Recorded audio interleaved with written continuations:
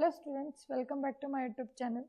आपण स्टडी करतोय sequence and series आणि ज्याच्यामध्ये आपले चालू आहे एक्सरसाइज 2.2, ज्याचे 1 to 7 हे क्वेश्चन आपले ऑलरेडी झालेत. आज 8 पासून आपण स्टार्ट करणार आहोत. So the question number 8 is for a sequence n दिले 2 × 3⁻n−1 find the nth term. आपल्याला nth टर्म फाइंड करायचे. हे show that this sequence is a GP. nth term find करायचे आणि हे पण दाखवायचं आहे की सिक्वेन्स ही जीपी आहे असं. ठीक आहे. आता एन दिलाय तर आपण एक फॉर्म्युला बघितला होता बघा. जर N minus S of n−1 जर दिला असेल तर आपण tn काढू शकतो. म्हणजे ही nth टर्म आपण फाइंड करू शकतो. आता आपल्याला एन दिलाय, जस्ट ह्या एनच्या फॉर्म्युलामध्ये n ची व्हॅल्यू n−1 ने रिप्लेस केली तर आपल्याला ही टर्म मिळेल. दोघांची सबट्रॅक्शन घेतली तर आपल्याला nth टर्म मिळून जाईल. आणि एकदा की nth टर्म मिळाली तर आपण पुढे ती जीपी दाखवू शकतो. सो आपण याचाच यूज करून हा क्वेश्चन सॉल्व करूया. सो बघा, here n is equal to 2 × 3⁻n−1. Therefore S of n−1, जिथे जिथे n दिसतो तिथे फक्त n च्या ऐवजी n−1 करूया. 3⁻n−1 -1 आणि आपल्याला घ्यायची आहे दोघांची subtraction. Therefore S of n minus S of n−1 is equal to S of n काय तर आहे 2 × 3⁻n−1 मायनस 2 × 3⁻n−1 -1. ह्या दोघांमधून 2 कॉमन येऊ शकतो. 2 कॉमन घेतला. 3⁻n−1 मायनसने आतमध्ये मल्टिप्लाय करू. 3⁻n−1 minus minus plus. So -1 आणि +1 हे झाले cancel and we get 2 × 3⁻n minus 3⁻n−1. यातून पण आपण 3⁻n कॉमन घेऊ शकतो. सो 2 × 3⁻n, इथे 3⁻n कॉमन निघाला, राहिला 1 मायनस इथे 3⁻−1 राहील जो की 1/3 होईल. सो आपण हे काय लिहू शकतो बघा, 2 × 3⁻n into 3 × 1 3, 3 - 1 1, that is 2/3. 2 square × 3⁻n/3, that is 2 square is 4 × 3⁻n−1. ही झाली आपली S of n minus S of n minus S of n−1, that is tn. ठीक आहे. तर nth टर्म आपल्याला मिळाली आहे. एकदा का nth टर्म मिळाली तर आपल्याला माहिती आहे t of n + 1/tn is equal to constant जर मिळाला तर आपण काय म्हणतो की ही सिक्वेन्स काय आहे, जीपी आहे. मग t ऑफ n मिळालाय तर t ऑफ n + 1 काढूया. सो 4 × 3⁻n ची व्हॅल्यू n +1 ने रिप्लेस करूया. So n + 1 -1, so it becomes 4 × 3⁻n. आता ही tn आणि ही t ऑफ n + 1 ह्या दोघांचा आपण घेणार आहे ratio. Therefore t of n + 1/tn is equal to 4 × 3⁻n upon 4 × 3⁻n−1. 4 4 get cancel आणि हे असं लिहिता येईल 3⁻n अपॉन 3⁻n-1 आहे. So into 3⁻−1, again 3⁻n cancel झाला. हा 3चा पॉवर -1 आहे, वरती गेलं तर प्लस होऊन जाईल. So we get t of n + 1/tn is equal to 3.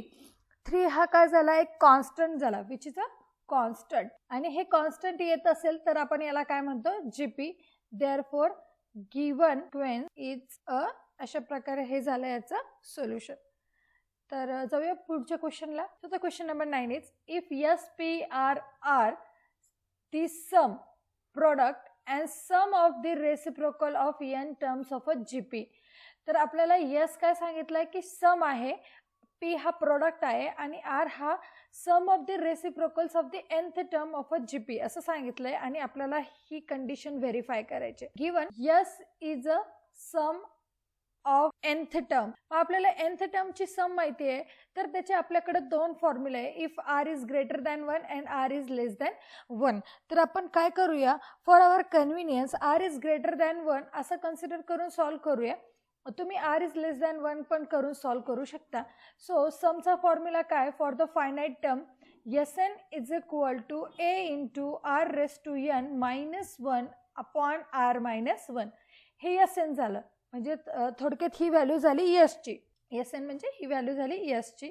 याला इक्वेशन 1 म्हणूया. आता p सांगितलं की प्रोडक्ट आहे. तर p आता आपल्याला माहिती आहे की जीपीचे ज्या टर्म्स असतात त्या कशा असतात, AR square, AR cube and so on up to a into r raised to n minus 1 are the terms of GP. ह्या GPच्या टर्म आहेत आणि यांचा सगळा P म्हणजे यांचा प्रोडक्ट आहे. P is equal to a into AR into AR square into AR cube and so on up to AR raised to n minus 1. हा त्यांचा P हा काय प्रोडक्ट आहे. मग आपण हे असं लिहू शकतो का, बघा सगळ्या टर्म मध्ये हा a काय आहे, सारखाच आहे. सगळ्या a ची जी मल्टिप्लिकेशन आहे ती काय असणार आहे, सगळ्या a ची मल्टिप्लिकेशन असेल a raise to n. Okay, आणि ब्रॅकेट मध्ये काय राहिलं बघा, सगळ्या a चं मल्टिप्लिकेशन आलं a रेस टू n. आणि तसंच आता r बघा, r चा पॉवर हा काय आहे, इथे 1 आहे, इथे 2 आहे, नेक्स्ट 3 असेल अँड लास्टला तो आहे n मायनस 1. सो आपण असं लिहू शकतो r raise to 1 plus 2 plus 3 plus and so on, last power is n minus 1. हे r चे पॉवर झाले. आता आपल्याला एक फॉर्म्युला माहिती आहे, पहिल्या n टर्म्सची ॲडिशन जी असते वी नो, जे जर 1 plus 2 plus 3 plus and so on असं जर आपण nth टर्मची ॲडिशन घेतली तर ती ॲडिशन नेहमी n into n plus 1 divided by 2 एवढी येते. मग आता इथे आपल्याला n च्या ऐवजी n मायनस 1 टर्म्स दिलेत. Here 1 plus 2 plus 3 plus up to so on n minus 1 जर टर्म दिले असतील तर ह्या फॉर्म्युल्यामध्ये n ची व्हॅल्यू n मायनस 1 ने काय करायची, रिप्लेस करायची. So n minus 1 plus 1 divided by 2.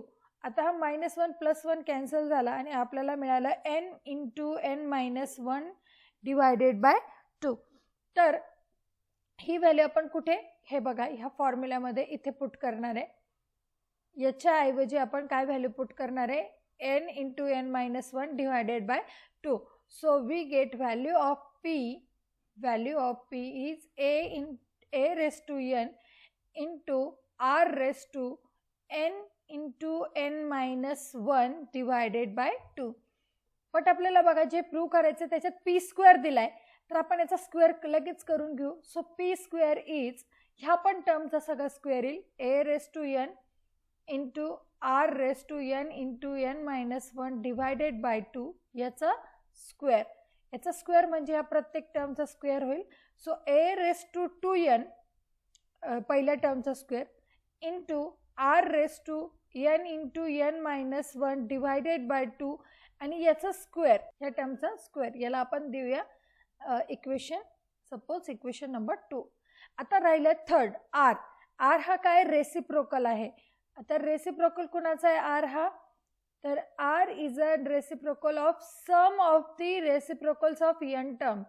सम आहे म्हणजे 1 upon a plus 1 upon AR plus 1 upon AR square plus 1 upon AR cube plus and so on, last one is 1 upon AR raise to n minus 1.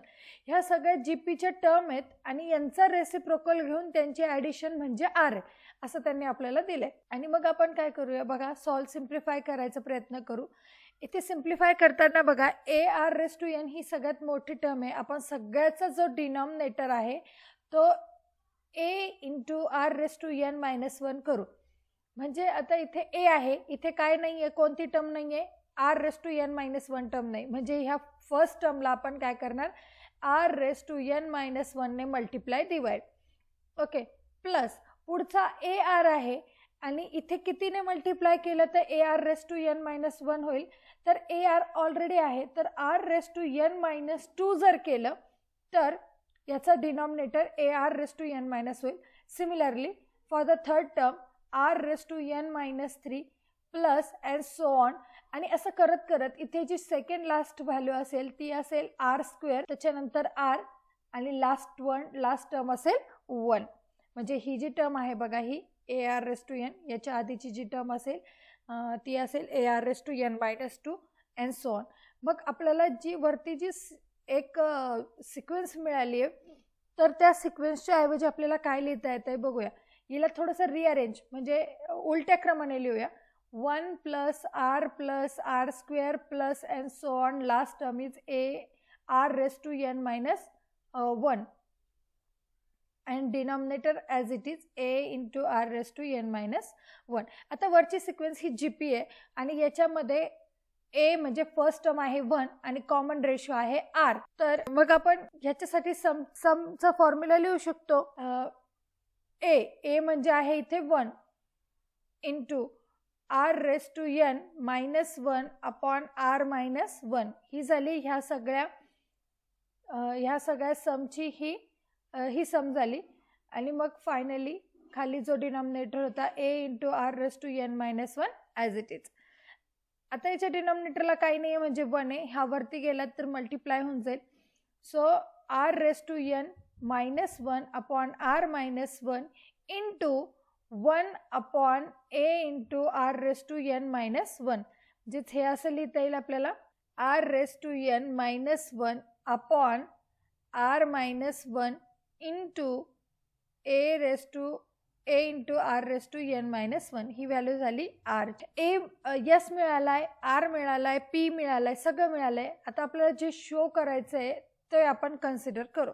Yes upon r, आपण काय घेतलं, S upon r bracket raise to n ही value जर घेतली तर यसची value आपण काढून ठेवली बघा. a into r raise to n minus 1 upon r minus 1 ही व्हॅल्यू यसची झाली.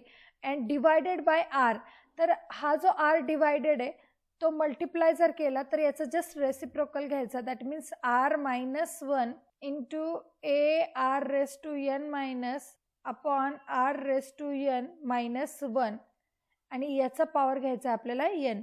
आता ज्या कॉमन टर्म आहे ज्या कॅन्सल होऊ शकतात त्या कॅन्सल करून टाकू आपण. r मायनस 1 कॅन्सल होतोय. r raise to n minus 1 ही पण टर्म कॅन्सल झाली आणि आपल्याला काय मिळालं फायनली बघा, a into r raise to n minus 1 and its power is n. So we get a square into r raised to n minus 1 आणि power n म्हणजे हा इथे n येईल आणि याचाही पॉवर n येईल. ठीक आहे. आणि हे झालं यस. आणि बघा पी स्क्वेअरची व्हॅल्यू काय होती तर बघा पी स्क्वेअरची जी टर्म आली आहे ती टर्म काय आहे, a raise to 2n r raise to n into n minus 1 divided by 2 it's square. आपण जवळपास त्याच्या जवळ पोहोचलोय. टर्म आपण थोडीशी रिअरेंज करूया. a रेस टू n किंवा 2n into r raise to n into n minus 1 हे असं लिहिलं. आणि आता मी काय करणार आहे बघा, तर ह्या टर्मला रिअरेंज करून असं लिहिणार आहे a raise to n into r raise to n into n minus 1 divided by 2 and its square. बघा जर मी स्क्वेअर केला तर बघा ह्या टर्मला रिअरेंज केलं. जर आपण समजा इथे स्क्वेअर केला तर पहिली term a raise to 2n येईल आणि इथे जर स्क्वेअर केला म्हणजेच 2 ने मल्टिप्लाय केलं तर 2 आणि हा 2 कॅन्सल, हा 2 आणि हा 2 कॅन्सल होऊन जाईल आणि आपल्याला n इंटू n मायनस 1 ही टर्म ओरिजिनल टर्म मिळेल. आणि हा सगळा जो ब्रॅकेट आहे हीच व्हॅल्यू आहे p ची. So we can write as p square. So we proved yes upon r bracket raise to n is equal to the p square. थोडंसं लेंदी आहे, थोडंसं समजायला अवघड असं थोडं एक्झाम्पल आहे. बट फक्त जे दिले आहेत त्या व्हॅल्यूज फक्त रिअरेंज करत गेलं की आपल्याला सोल्युशन मिळणार आहे. जाऊया नेक्स्ट क्वेश्चनला. Question, if s of 2n and s of 3n are the sum of n 2n 3n terms of a GP. Sn काय दिलंय बघा, तर Sn ही काय सम आहे n टर्म्सची. That means a into r raise to n minus 1 upon r minus 1. तुम्ही a into 1 minus r raise to n हा पण फॉर्म्युला यूज करू शकता. दोन्हीपैकी कुठलाही केला तरी चालेल. यस ऑफ 2n काय असेल मग, जस्ट n ची व्हॅल्यू 2n ने रिप्लेस करा. a into r raise to 2n minus 1 upon r minus 1. S of 3n काय असेल, a into R raise to 3n minus 1 upon R minus 1. ह्या सगळं झालं याच्या व्हॅल्यूज. आता पुढे काय म्हटलंय, व्हेरीफाय. आपल्याला व्हेरीफाय करायची ही व्हॅल्यू काय येते, आपल्याला ही व्हेरीफाय करायची. कुठली एक साईड घेऊन दुसरी साईड प्रूव्ह करूया. आपण राईट हँड साईड कन्सिडर करू. S of 2n minus S of n. S of 2n ही व्हॅल्यू, एस ऑफ n ही व्हॅल्यू, या दोघांची सबट्रॅक्शन.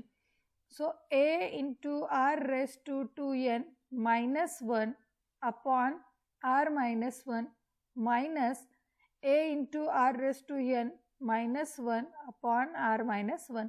दोघांचाही डिनॉमिनेटर सेम आहे. So R minus 1 as a common. ए पण दोघांमधून कॉमन येईल.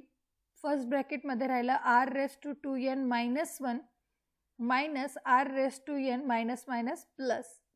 Minus 1 plus 1 get cancel and we get a into r raised to 2n minus r raised to n upon r minus 1. आता इथून पण r raised to n common निघू शकतो, तर मी r raised to n पण common घेऊन टाकते. So a into r raised to n हा जर कॉमन घेतला तर पहिल्या ठिकाणी राहिला r raised to n, दुसऱ्या ठिकाणी राहिला मायनस 1 आणि डिनॉमिनेटरची जी व्हॅल्यू आहे r मायनस 1 ती मी इथे लिहिते. असं ही व्हॅल्यू झाली S of 2n minus S of n ची. ओके, आपल्याला त्याचा स्क्वेअर पाहिजे, मग दोन्ही साईडचा स्क्वेअर करून टाकूया. So squaring on both side, S of 2n minus S of n याचा जर स्क्वेअर केला तर ह्या साईडचा पण स्क्वेअर करावा लागेल. So a into R raise to n upon R minus 1 ही एक टर्म आहे आणि ब्रॅकेटमध्ये आहे R raise to n minus 1. याचा आपण केला स्क्वेअर. स्क्वेअर केला म्हणजे हीच टर्म आपल्याला दोन वेळा लिहिता येईल. म्हणजे a into R raise to n upon R minus 1 into R raise to n minus 1 हे एकदा लिहिलं स्क्वेअर म्हणजे, आणि दुसरी टर्म पुन्हा हेच a into R raise to n minus 1 upon R minus 1. आता जी प्रूव्ह करायचं त्याच्याकडे बघा, त्याच्यामध्ये एस एन दिलंय. a जर घेतला इथून कॉमन, हा a आर मायनस 1 आणि R raise to n minus 1 याच्या ऐवजी मी एस एन लिहू शकते. तर मग आपण तसं करूया. बघूया, हे बघा ही टर्म आहे a into R raise to n minus 1 upon R minus 1 ही एका ब्रॅकेटमध्ये लिहिले, आणि उरलेल्या सगळ्या टर्म्स म्हणजे कुठली टर्म उरली आहे इथे फक्त आर रेस टू n उरला आहे हा, into a into R raise to n minus 1 upon R minus 1 ही एका ब्रॅकेटमध्ये. ह्या सगळ्याच्या ऐवजी मी लिहू शकते एस एन. आता एस एन झालं. आपल्याला हे प्रूव्ह करायचं S of 3n minus S of 2n. आता ह्या सगळ्या टर्म्समधून मला काय लिहिता येणार आहे बघा, तर मी a अपॉन आर मायनस 1 ही जी एवढी टर्म होती a अपॉन आर मायनस 1 ही वेगळी लिहिली, आणि उरलेल्या टर्म्स फक्त मल्टिप्लाय करून लिहिते. बघा इथे ब्रॅकेटमध्ये आर रेस टू हे झालं R raise to N into R raise to N झाला आर रेस टू 2n, आणि ब्रॅकेटमध्ये आहे R raise to n minus 1. ठीक आहे, जस्ट मी ह्या ज्या डार्क केलेल्या टर्म ह्या बाहेर घेतल्या. S of n as it is, a upon R minus 1 as it is. आता हा आर रेस टू 2n आतमध्ये मल्टिप्लाय करून टाकू. R raise to 2n into n म्हणजे झाला आर रेस टू 3n, त्यांच्या पॉवरची ॲडिशन होते, minus R raise to 2n. Okay, आता आपण जस्ट आपल्या सोल्युशनच्या थोड्या जवळ आलो आहे. S of n a R minus 1 याला ब्रॅकेटच्या बाहेरच लिहून टाकूया, आणि इन ब्रॅकेट बघा R raise to 3n minus 1 minus R raise to 2n plus 1. मी प्लस 1 केला मायनस 1 केला, ह्या टर्ममध्ये काहीच फरक पडत नाही, पण त्याच्याने आपल्याला आपला आन्सर मिळणार आहे. तर ज्या टर्म तशाच ठेवायच्या होत्या त्या तशाच ठेवल्या. आता बघा R raise to 3n minus 1 हे एका ब्रॅकेटमध्ये, ह्या दोघांमधून मी मायनस साईन कॉमन घेतलं. R raise to 2n minus 1 bracket complete. आता ही जी टर्म आहे ती मी काय करते, ह्या दोन्ही ठिकाणी मल्टिप्लाय करून टाकते. So S of an as it is a into R raise to 3n minus 1 upon R minus 1 ही झाली आपली पहिली term, minus a into R raise to 2n minus 1 upon R minus 1 ही झाली आपली सेकंड टर्म. आणि बघा इथे S(2n) आणि S(3n) मध्ये ह्या टर्म्स म्हणजेच ह्या ज्या आपल्याला गिवन टर्म्स दिसतात आलेल्या ह्या ब्रॅकेटमध्ये, पहिली टर्म म्हणजे आहे S(3n) आणि दुसरी टर्म म्हणजे आहे S(2n). आणि मग मी याच्याऐवजी जस्ट असं लिहू शकते की S(n) in bracket S(3n) minus S(2n) which is equal to left hand side. हेच आपल्याला काय करायचं होतं, प्रूव्ह करून दाखवायचं होतं, जे की आपण प्रूव्ह केले. जस्ट S(n), S(2n), S(3n) चे फॉर्म्युले लिहिले, साईड कन्सिडर करून त्यांची सबट्रॅक्शन घेतली, नंतर स्क्वेअर केला आणि स्क्वेअर केल्यानंतर जस्ट थोडंसं रिअरेंजिंग द टर्म्स, ते रिअरेंज करून आपण सोल्युशन फाइंड केलं. मग जाऊया नेक्स्ट क्वेश्चनला. Question number 11. फाइंड. ह्या दोन व्हॅल्यूज फाइंड करायच्या आहे. Summation r goes from 1 to 10 दिले 3 into 2 raised to r. आता 3 हा जनरली कॉन्स्टंट आहे, याच्यामध्ये r नाही आहे, तर त्याला आपण समेशनच्या बाहेर लिहू शकतो. So 3 into summation r goes from 1 to 10 2 raised to r. ही सम अशी आपण लिहू शकतो. बघा, जर r ची व्हॅल्यू 1 पुट केली तर 2 येईल, r ची व्हॅल्यू 2 पुट केली 2 स्क्वेअर येईल, असं लास्ट व्हॅल्यू असेल 2 raised to 10. आणि यांची आपल्याला सम फाइंड करायची आहे. ह्या सगळ्याची आपल्याला सम फाइंड करायची. तर सम फाइंड करण्यासाठी फॉर्म्युला आपल्याला माहिती आहे. याच्यामध्ये a here value of a म्हणजे फर्स्ट टर्म आहे 2 अँड r तो किती आहे, तो पण 2 आहे. 2 2च्या म्हणजे एक जर r स्क्वेअर म्हणजे 4 4 डिवायडेड बाय 2 केलं तर 2 आन्सर मिळतं आपल्याला, म्हणजे कॉमन रेशो हा 2 आहे. तर आपण SNचा फॉर्म्युला लावूया. मग इथे r हा 2 आहे, ग्रेटर दॅन 1 आहे. Therefore SN is equal to a into r raised to n minus 1 upon r minus 1. हा फॉर्म्युला अप्लाय करूया. समेशन a ची व्हॅल्यू आहे 2, r ची व्हॅल्यू आहे 2 आणि n आपल्याला 10 दिलाय. So 2 raised to 10 he S(10) झाली, minus 1 upon 2 minus 1. So S(10) is equal to 2 into 2 raised to 10 minus 1 upon 2 minus 1 that is 1.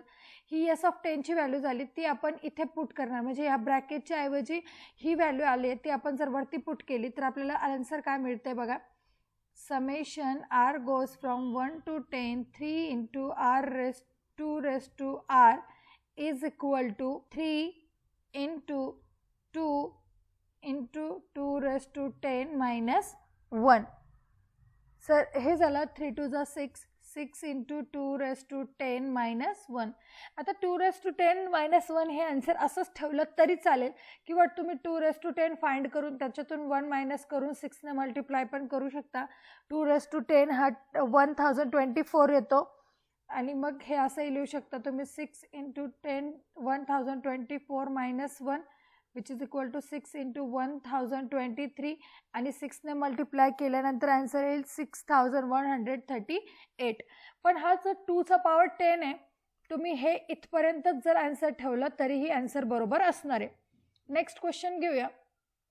Summation r goes from 1 to 10 5 into 3 raised to r. Similar वेने question solve करायचं आहे. 5 into summation r goes from 1 to 10 3 raised to r.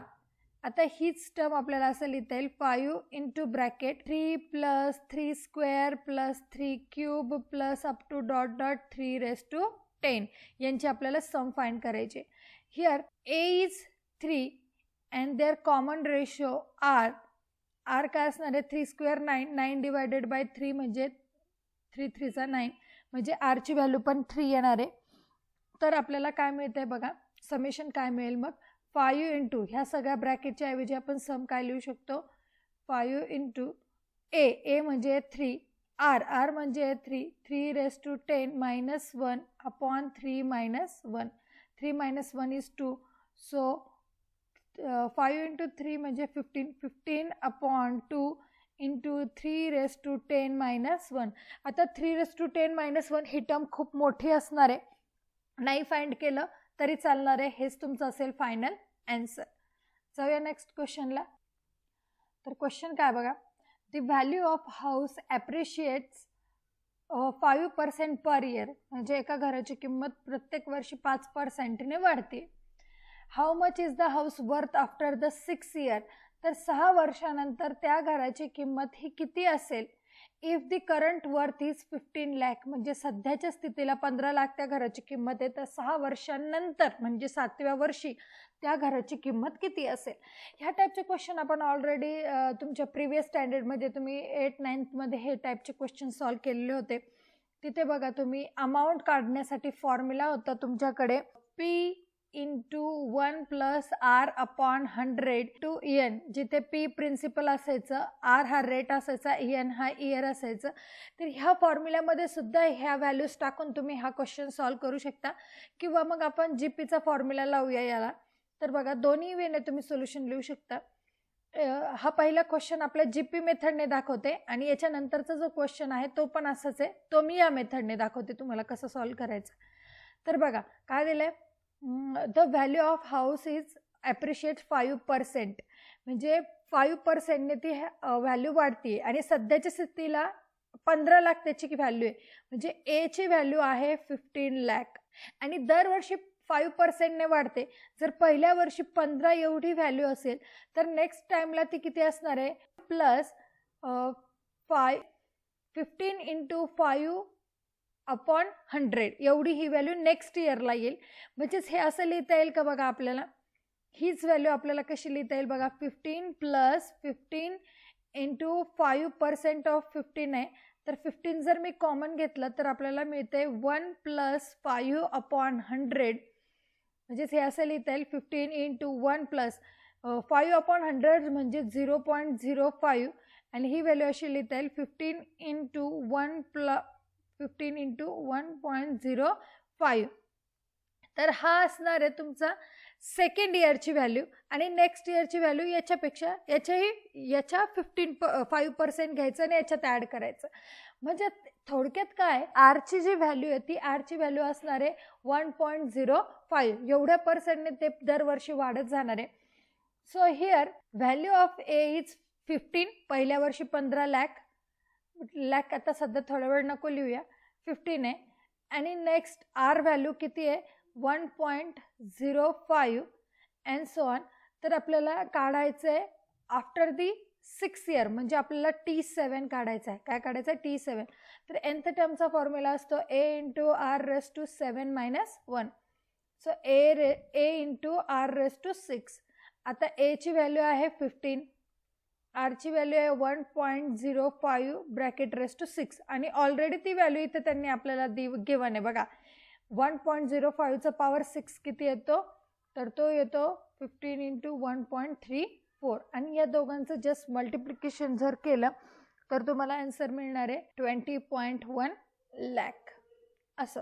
आणि हवं तर तुम्ही हे ह्या मेथडने पण सॉल्व करू शकता बाय युझिंग दिस फॉर्म्युला. तर नेक्स्ट क्वेश्चन बघा, if one invests ₹10,000 in a bank at the rate of 8% per annum, म्हणजे 10,000 रुपये इन्व्हेस्ट केले 8% पर ॲनमने एका माणसाने, म्हणजे सध्याची जी व्हॅल्यू आहे म्हणजे प्रिन्सिपल आहे तुमचा 10,000 आणि रेट म्हणजे आरची व्हॅल्यू आहे 8% म्हणजे झाला 8/100. How long does it takes to double, आपल्याला व्हॅल्यू डबल करायची आहे म्हणजे 10,000चे 20,000 करायचे. The money by compound interest, म्हणजे किती वर्ष लागतील आपल्याला एन फाइंड करायचं आहे, किती वर्ष लागतील की ज्याच्यामध्ये अमाऊंट डबल होऊन जाईल. तर आता सांगितल्याप्रमाणे तुम्हाला फॉर्म्युला होता बघा, amount is equal to principal into 1 + rate/100 bracket raise to N म्हणजे year. Amount after the N year, आपल्याला ए म्हणजे काय, आपल्याला एन इयर नंतरची अमाऊंट काढायची. अमाऊंट आफ्टर एन इयर, ही अमाऊंट आफ्टर एन इयर काय असणार आहे, तर हा हीच formula P into 1 + R/100 bracket raise to N हा असेल तो फॉर्म्युला. आता P माहिती आहे प्रिन्सिपल 10,000 आहे, 1 + रेट माहिती आहे 8%चा म्हणजे R is 8/100 bracket raise to N माहिती नाही तो काढायचा आहे. म्हणजे हे झालं 10,000 into 1 + 8/100 that means 0.08 bracket raise to N. हेच असं लिहिता येईल 10,000 into 1.08 bracket raise to n. ही अमाऊंट आहे आफ्टर n इयर्सची. त्यांनी सांगितलंय how long does it takes to double the value. म्हणजे ह्या 10,000चे आपल्याला करायचे 20,000. मग n इयर्स नंतर समजा ती व्हॅल्यू काय होणार आहे, 10,000ची 20,000 होणार आहे. सो आफ्टर n इयर ती व्हॅल्यू गेट डबल. ती व्हॅल्यू काय होते, डबल होते. सो ती काय होणार आहे बघा, तर 20,000 is equal to 10,000 into 1.08 bracket raise to n. म्हणजे आफ्टर द n इयर्स ती व्हॅल्यू काय, म्हणून मी ह्याच्या ऐवजी काय पुट केलं, 20,000 पुट केलं. आता 20,000 डिवायडेड बाय 10,000 जर केलं तर मिळतंय 1.08 ब्रॅकेट रेस टू n. म्हणजे हे थोडक्यात आलं 2. 1.08 bracket raise to n is equal to 2 मिळाला. आता 2चा पॉवर किती घेतला तर आपल्याला हे मिळणार आहे. तर बघा त्यांनी जी हिंट दिली आहे त्याचा यूज करूया. 1.08चा पॉवर 5 जर केला तर व्हॅल्यू येते 1.47. म्हणजेच अप्रॉक्सिमेटली 1.5 म्हणू शकतो आपण, बरोबर का.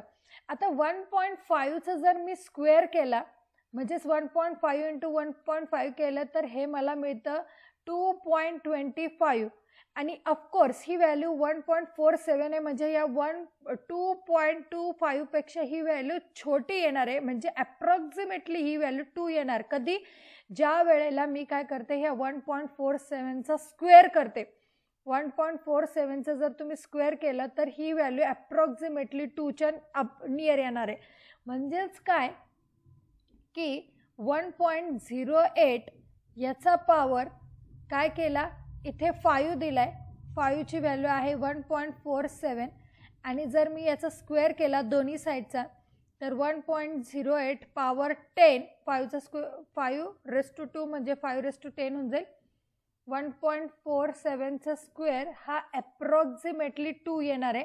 आणि हेच आपलं आन्सर होतं. मग कम्पेअर जर केलं ह्या आन्सरला आणि याला तर आपल्याला काय मिळतंय की 1.08 पॉवर n याची व्हॅल्यू आली 1.08 पॉवर 10. हे अप्रॉक्सिमेटली आहे. अप्रॉक्सिमेटली बघा 1.08 पॉवर n ची व्हॅल्यू 2 होती.